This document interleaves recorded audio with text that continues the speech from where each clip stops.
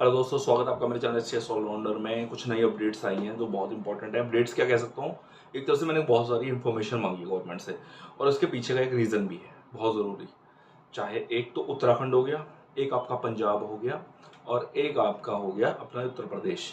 इन तीन राज्यों में तीन इंपॉर्टेंट टॉपिक्स पे मैंने गवर्नमेंट से इन्फॉर्मेशन मांगी है। अब बताता हूँ क्या। अब अगर बात करें हम उत्तराखंड की, उत्तराखंड में मैंने जो इन्फॉर्मेशन गवर्नमेंट से मांगी है उसके मोटे मोटे पॉइंट्स क्या हैं। बाहर के राज्य, आप कह सकते हैं गूगल पे तो इन्फॉर्मेशन मिल जाएगी, लेकिन जो सरकारी कागज होता है उसकी वैल्यू एक अलग होती है। बाहर के राज्य से लोग कितनी ज़मीन खरीद सकते हैं, अप्रूवल किस तरह के चाहिए, फ्री होल्ड है तो क्या प्रोसीजर होगा, अप्रूव्ड का तो चलो कोई टेंशन नहीं होती है, किन इलाकों में, क्योंकि प्लॉटिंग बहुत हो रही है। मैं नहीं चाहता कि हम ऐसे शूट्स करें, क्योंकि अभी तक मैं कोशिश कर रहा हूँ अप्रूव्ड चीज़ें ही शूट करने की, और जो फ्री होल्ड्स भी हैं उन पर भी ज़्यादा से ज़्यादा इन्फॉर्मेशन निकालने की। तो इसलिए मैं गवर्नमेंट से ही इसमें, जैसे कि पहले भी हेल्प लेता था और अब मैं सीधे आ गया हूँ इस पर। उत्तराखंड में प्रॉपरली मैं गवर्नमेंट से इन्फॉर्मेशन मांगी है कि मुझे बता दीजिए किन ज़मीनों को लेने के लिए क्या प्रोसीजर फॉलो करना चाहिए, बाहर का आदमी है तो क्या रूल होने चाहिए और इंटरनल है तो क्या रूल होने चाहिए। वो सारी इन्फॉर्मेशन मैंने उत्तराखंड सरकार से मांगी है। उसका लेटर मैंने भेज दिया है, आप कॉपी देख सकते हैं। दूसरा लेटर मैंने भेजा है पंजाब के लिए। आप सोचेंगे पंजाब के लिए कौन सी प्रॉपर्टी, पंजाब के लिए प्रॉपर्टी के लिए नहीं भेजा है। पंजाब के लिए जो मैंने लेटर भेजा है वो मैंने भेजा है मेट्रो प्रोजेक्ट के लिए। अब बेसिकली रीज़न बिहाइंड पंजाब का ट्रैफिक, मैं ये नहीं कह रहा और कहीं का ट्रैफिक की प्रॉब्लम नहीं है, लेकिन पंजाब में भी खासकर अमृतसर जैसे इलाके में ट्रैफिक की बहुत समस्या है। चाहे आपको गोल्डन टेम्पल जाना हो या बस स्टैंड आना हो, खासकर अभी जहाँ तक एक मैंने भी देखा है, बस स्टैंड से थोड़ा आगे जाते हैं तो वहाँ पे एक फ्लाईओवर बनाया गया है जो सीधा गोल्डन टेम्पल के लिए पार्किंग के लिए जाता है। अच्छा ऑप्शन है। लेकिन आप बस स्टैंड से आपको स्टेशन जाना है, गोल्डन टेम्पल जाना है, जलियांवाला बाग जाना है और भी कई जो कॉलेजेस हैं डी वगैरह सब पे जाना होता है, तो ह्यूज ट्रैफिक फेस करना पड़ता है, ह्यूज जिसे कहते हैं। तो अगर एक बसेस का कॉरिडोर बनाया था, ओके ठीक है, लेकिन अगर एक मेट्रो ऑप्शन प्रॉपर वे में आ जाए, क्योंकि वहां पर रोड के ऊपर तो मेट्रो इस टाइम नहीं बना सकते, तो अंडरग्राउंड ही बनानी पड़ेगी।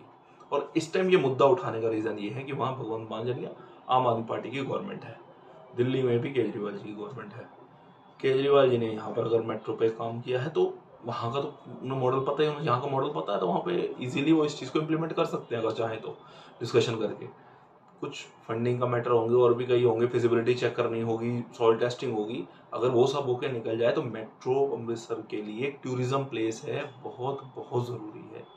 बाहर से जो लोग आते हैं वो, अगर आप जाम देखते हैं, मैं जानता हूँ, मैं जब भी अमृतसर जाता हूँ स्टेशन से बाहर निकलते ही लाल बत्ती पे फंस जाते हैं, वहाँ से निकले तो बस अड्डे फंस जाते हैं।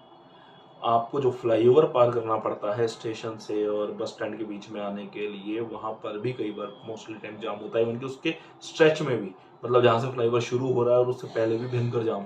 तो मैं ही नहीं कह रहा इतने से काम के लिए आप मेट्रो बनाए, नहीं, मेरा कहने का मतलब है गोल्डन टेम्पल से बस स्टैंड, ये भी आपका स्टेशन, ये सारे एक सर्किल के लिए एक मेट्रो का एक सेटअप तैयार किया जाए। और अगर ये सक्सेसफुल हो जाए तो फिर आप इसको एक्सटेंड करें, कोई बुराई नहीं है। न्यू अमृतसर आपका बन गया है, वहां तक आप मेट्रो एक्सटेंड कीजिए। तो ऐसे कई ऑप्शन है। तो मोटी मोटी मेरी बात यही है इसके लिए। अब बात कर लेते हैं अपने यूपी गाजियाबाद की।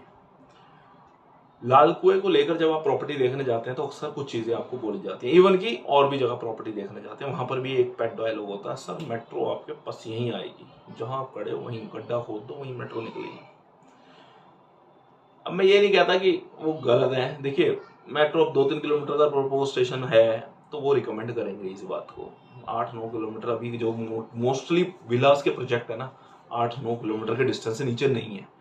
आप चाहे वैदपुर चले जाओ, चाहे आप एक मूर्ति जाओ, 52 की मेट्रो में डिस्टेंस कम से कम 8-9 किलोमीटर होगा।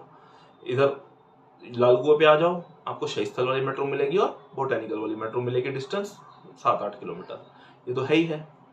तो मैंने क्या सोचा है इस बार, मैंने सोचा मैं गवर्नमेंट से मैंने ये डाला है लेटर कि जो रास्ता शहीद स्थल से छपरोला तक एटलीस्ट आ रहा है पूरा, जिसमें घंटाघर भी है आपका, बुलंदशहर इंडस्ट्रियल एरिया, बुलंदशहर कह रहा हूँ सॉरी, जो ये भाटिया मोड़ है और ये सारा आगे आ रहा है रास्ता लाल कुआं पार होते हुए, यहाँ के लिए जो ट्रांसपोर्ट सिस्टम में किसी तरह का नया प्लान है, लाइक फ्लाईओवर उतर रहा है घंटाघर के पास, क्या कोई ऐसा फ्लाईओवर जो सीधा पार करते हुए भाटिया मोड़ तक जा रहा है, कोई ऐसी चीज़, क्योंकि जाम का बहुत इशू है।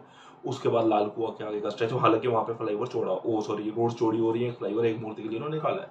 फिर रोप वे, जिसकी बात चल रही थी कि शहीद स्थल से गाजियाबाद रेलवे स्टेशन तक आएगी वो। उसके बाद मैं सबसे बड़ी चीज़ मेट्रो, जिसके लिए लोग आज भी पूछते हैं कि, क्योंकि 2021 में अक्सर इसके बहुत सारी इमेजेस आई थी कि हाँ यहाँ लाल कुआं मेट्रो आएगी। क्या वो कुछ पॉसिबिलिटी अभी भी ऑन है अंडरग्राउंड से, या क्योंकि वो सब भी देखना पड़ेगा। और रीज़न क्या है इन सब का भाई, प्रॉपर्टी के इसी से तो मामला गेम होता है सारा, इन चीज़ों से। आप कहते हैं बिल्डर बढ़ा देगा, बिल्डर थोड़ा ना दाम बढ़ाता है। दाम तो बढ़ते हैं प्रॉपर्टी के तब जब गवर्नमेंट का कोई इवेंट आता है, तब तरीका होता है चीज़ें बढ़ने का। सिद्धार्थ विहार के दाम कब बढ़े थे, जब कूड़ेदान हटा था यहाँ से। डबल चलेगा, ट्रिपल चलेगा। और अगला इवेंट कब है, पार्क क्या हो गया, बायो गार्डन हो गया, आपका मेट्रो स्टेशन सिद्धार्थ विहार का जो बनना है, बहुत इवेंट है। ऐसे ही इवेंट्स होते हैं। तो अगर ये इवेंट्स की इन्फॉर्मेशन आ जाए तो ये प्रॉपरली पता चल जाएगा प्रॉपर्टीज़ को कहाँ लेना है, चाहे वो पंजाब हो, चाहे आपका उत्तराखंड हो, चाहे आपका यहाँ पर हो गाजियाबाद में। तो मैं ये इन्फॉर्मेशन जल्द से जल्द आपके लिए ले आऊँगा। Thank you.